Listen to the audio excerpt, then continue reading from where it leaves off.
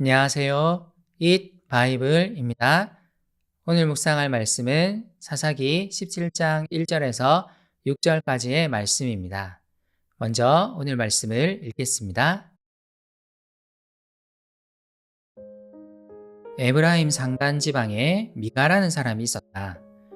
그가 어머니에게 말하였다. 누군가가 은돈 1,100냥을 훔쳐갔을 때 어머니는 그 훔친 사람을 저주하셨습니다. 나도 이 귀로 직접 들었습니다. 보십시오. 그 은돈이 여기 있습니다. 바로 내가 그것을 가져갔습니다. 그러자 그의 어머니는 도리어 이렇게 말하였다. 얘야, 주님께서 너에게 복 주시기를 바란다. 그는 은돈 1,100냥을 어머니에게 내놓았다. 그러자 그의 어머니가 말하였다. 나의 아들이 저주를 받지 않도록 이 은돈을 주님께 거룩하게 구별하여 바치겠다. 이 돈은 은을 입힌 목상을 만드는 데 쓰도록 하겠다. 그러니 이 은돈을 너에게 다시 돌려주마. 그러나 미가는 그 돈을 어머니에게 돌려주었다. 그의 어머니가 은돈 200냥을 은장이에게 주어 조각한 목상에 은을 입힌 우상을 만들게 하였는데 그것을 미가의 집에 놓아 두었다. 미가라는 이 사람은 개인 신당을 가지고 있었다. 에봇과 드라빔 신상도 만들고 자기 아들 가운데서 하나를 제사장으로 삼았다. 그때에는 이스라엘에 왕이 없었으므로 사람들은 저마다 자기의 뜻에 맞는 대로 하였다. 삼손 이야기는 이스라엘이 하나님께 대해 영적 무지 상황에 있음을 보여주었습니다. 이제 그들은 하나님이 사사를 세우셔서 그들을 여전히 구원하고 계심에도 이를 알지 못하는 상태가 되었습니다. 하나님이 베푸시는 은혜에 대한 감각이 완전히 무뎌진 상태였습니다. 이런 이스라엘의 혼란은 사사기 후반부에 더욱 강화되어 묘사됩니다. 하나님 없는 이스라엘의 이야기는 점점 더 어지러워집니다. 이제 이야기는 사사들에 대한 이야기에서 사사 시절 일반 백성들의 삶으로 옮겨갑니다. 에브라임 산간 지방에 미가라는 사람이 있었습니다. 오늘 본문은 이 미가에게 일어난 일을 매우 압축적으로 설명합니다. 미가는 그의 어머니의 돈을 훔쳤습니다. 은돈 1,100냥이었습니다. 돈을 잃은 미가의 어머니는 돈을 훔쳐간 사람이 자신의 아들임을 모르는 상태에서 훔친 사람을 저주합니다.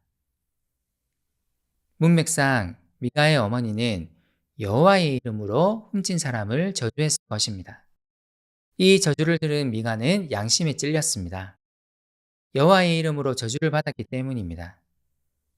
그래서 그는 어머니를 찾아가 그의 범죄를 실토합니다. 그러자 그의 어머니는 이번에는 여호와의 이름으로 그의 아들에게 복을 빕니다. 이야기가 어지럽습니다.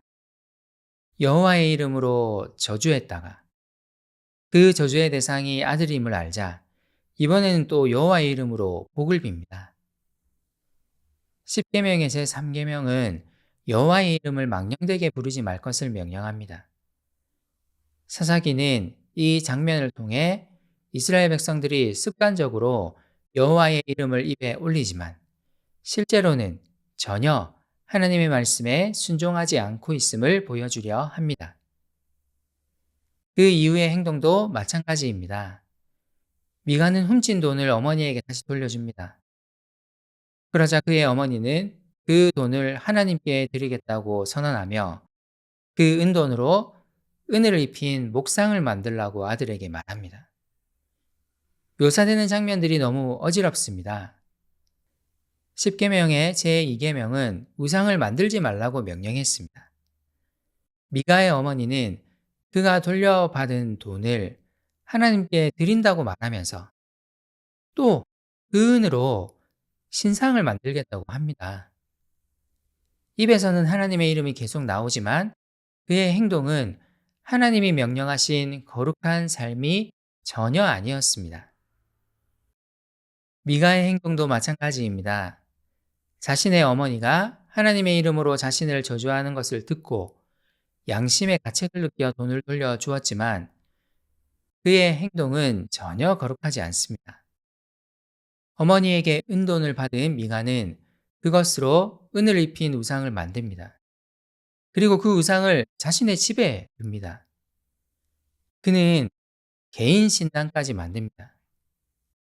제사장의 의복인 에봇을 갖추고 자신의 아들 가운데 한 명을 제사장으로 세우기까지 합니다.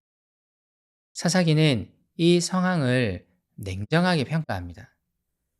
그때에는 이스라엘에 왕이 없었으므로 사람들은 저마다 자기의 뜻에 맞는 대로 하였다. 하나님을 떠난 그들의 상태는 그야말로 각자 소견에 옳은 대로였습니다.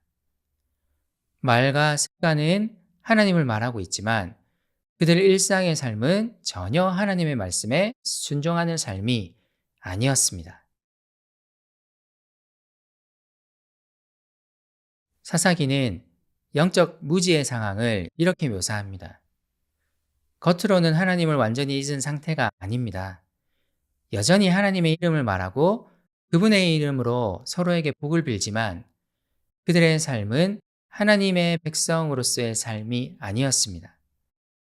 하나님을 섬기겠다고 말하면서 우상을 만듭니다. 하나님을 섬기겠다 말하며 각종 도구들을 집에 둡니다.